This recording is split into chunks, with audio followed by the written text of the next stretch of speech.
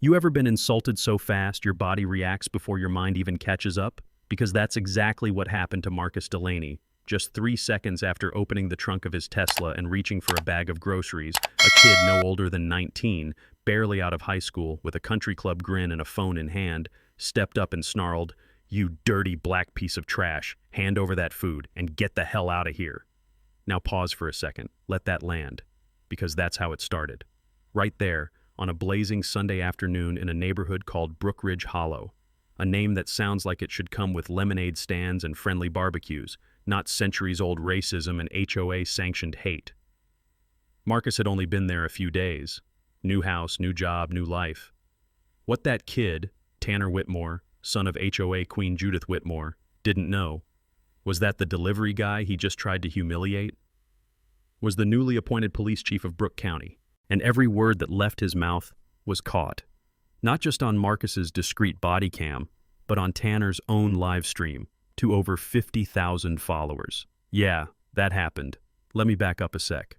See, Marcus didn't move here by accident. He'd done the homework, dug through the public records, found whispers about a pattern, how families of color, especially black and Asian ones, would move in and slowly get strangled by HOA violations, shady inspector visits, realtors suddenly recommending they sell. It was like a modern-day sundown town, just dressed up in pastels and private Facebook groups.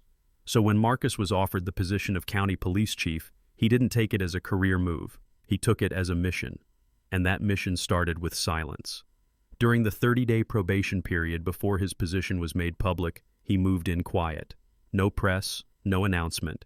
Just a black man unloading boxes, taking notes, recording everything, letting them show who they really were. And boy, they delivered. The first to act wasn't the HOA, it was Tanner. Slurring at him in front of a camera, grabbing groceries from his hand, demanding food for his pool party like Marcus was the help.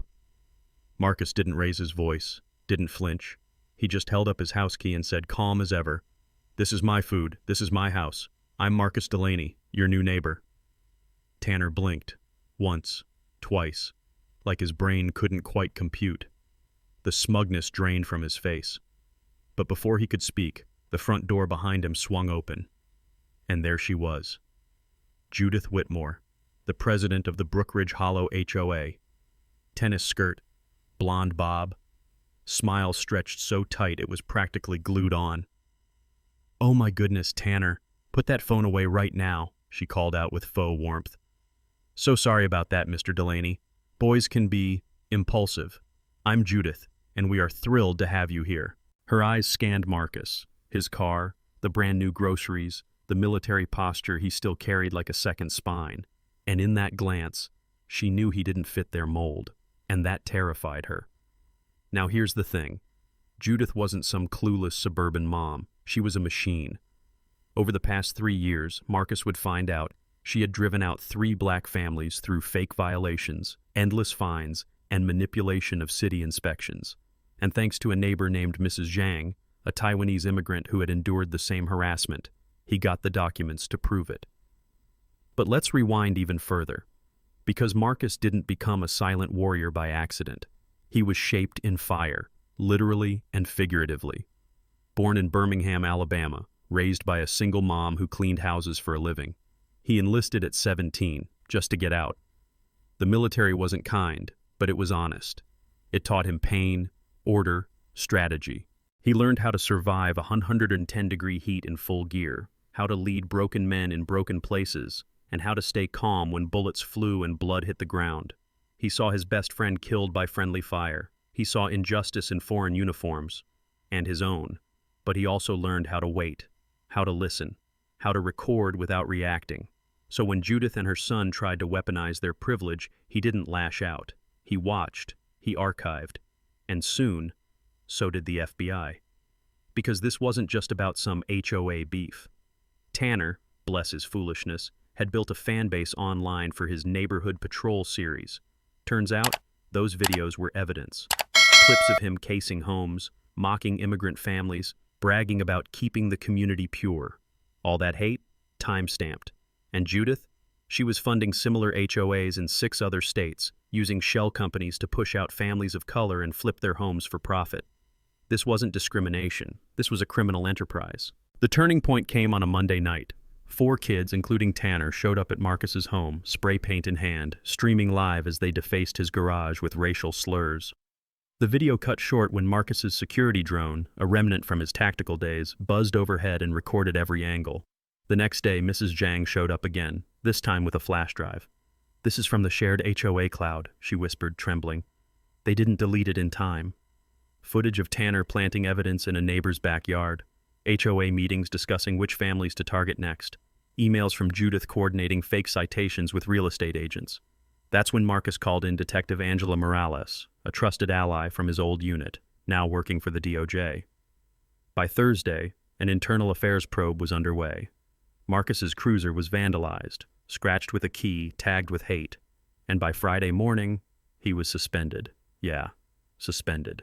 Why? Because Judith had contacts in the mayor's office, pushed a narrative through media channels. Controversial chief under review, they said. Photos of the vandalism were blurred. Marcus was painted as aggressive, unfit. And now, he had a choice. He could walk away quietly, or burn it all down with the truth. That weekend, as he sat in silence with a folder of evidence in one hand and Sarah's picture in the other, his late wife who died from cancer after delays in treatment caused by an administrative error linked to Judith's contacts, he made his decision. He wasn't going to forgive. He was going to expose. Operation Green Lawn launched Monday at dawn. Federal agents in 8 states stormed 23 HOA headquarters, backed by the very documents Marcus had spent months compiling. CNN, MSNBC, Fox, they all covered it. Facebook groups lit up. Reddit blew up. TikTok ran compilations of Tanner's hate streams next to mugshots.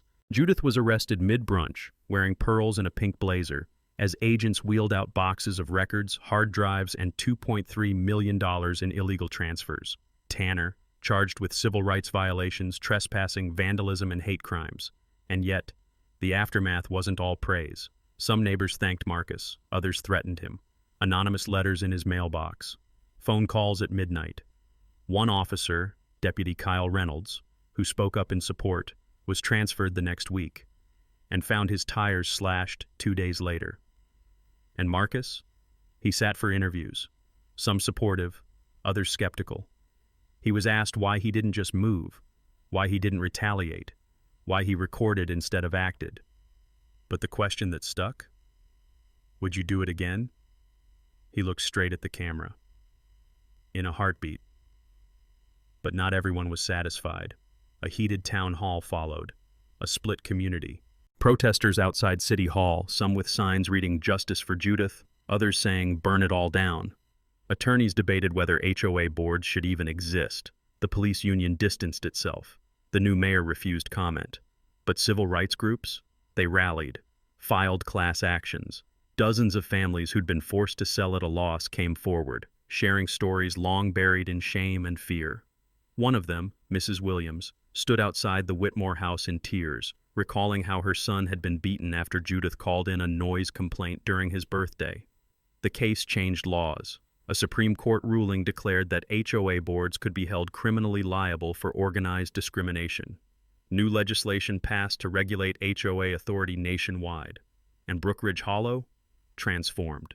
Judith's old Facebook group, Concerned Citizens, became Unified Brookridge.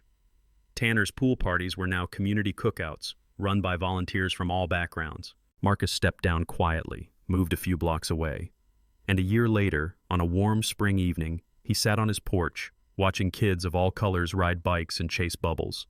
Parents swapped stories over coffee. He smiled, because in the same spot where hate once screamed into a camera, now laughter echoed, and justice lived. But, just as the credits should roll, a new HOA was approved in a nearby county, run by someone who used to work under Judith. Same bylaws, same rhetoric, different name. And Marcus? He picked up his phone and started recording again.